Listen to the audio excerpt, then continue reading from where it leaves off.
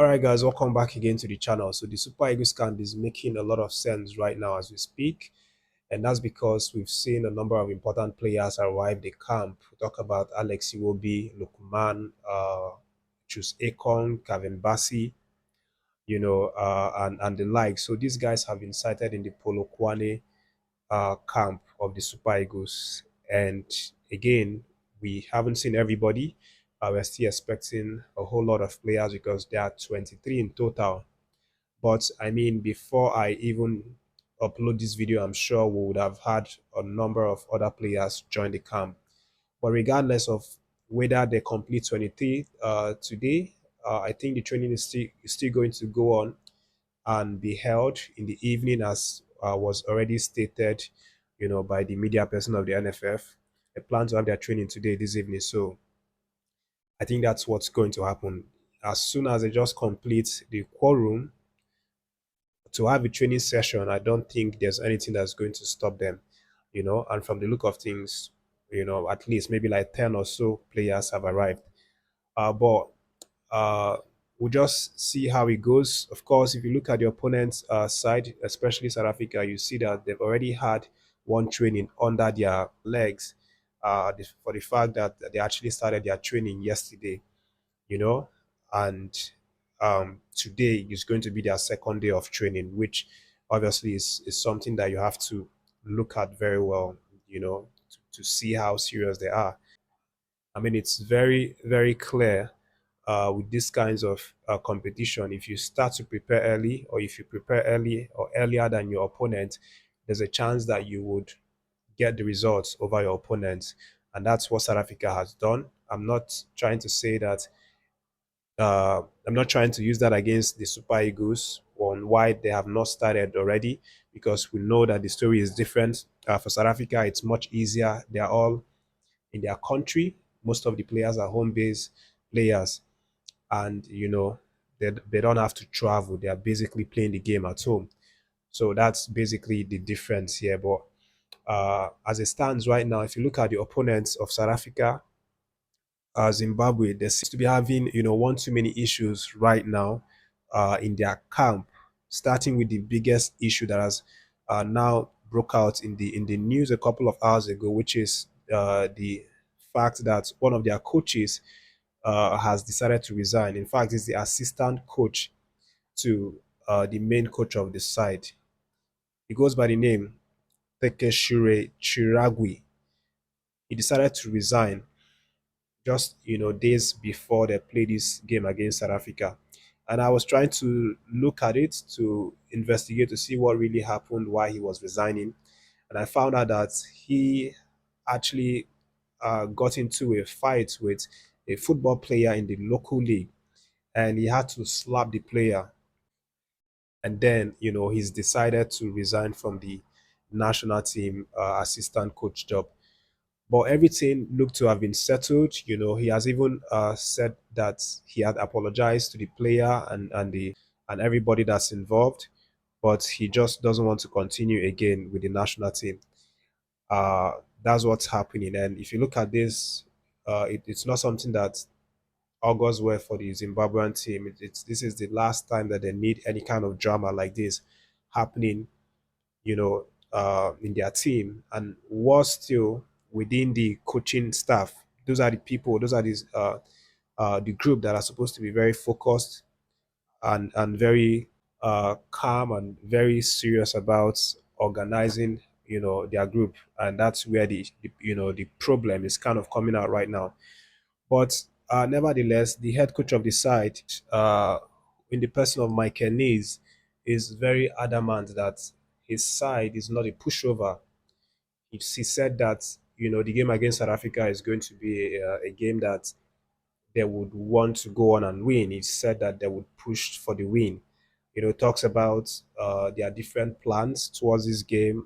He's talked about how they've analyzed their opponent, being South Africa, and how they plan to approach the game. He said that the fact that they are sitting at the bottom of the table doesn't mean that they are a walkover for any team, or they are an easy side that would just dash 3 points to any country. He said that they are going all in. There are remaining two games that they will put in the fight, and try to play for dignity, for their nation, and prove that even though they don't qualify, at least they are taking something of a pride when this qualifiers ends, and that's exactly what he wants to do, starting with the game against South Africa. Yeah, but we know at the end of the day, it's still going to be a match that we expect South Africa to win. South Africa will still be the top dog in this fixture, and Zimbabwe will be the underdog. I don't expect them to do a lot of things in this match, but I mean, football is football. It's full of surprises.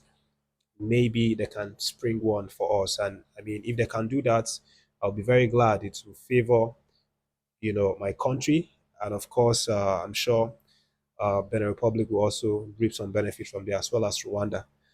But guys, let's move on and talk about what John Mikel Obi, the legend of the Super Eagles, has said concerning the qualifiers. Of course, he said that in the Obi One podcast, recently released here on YouTube and also on Spotify.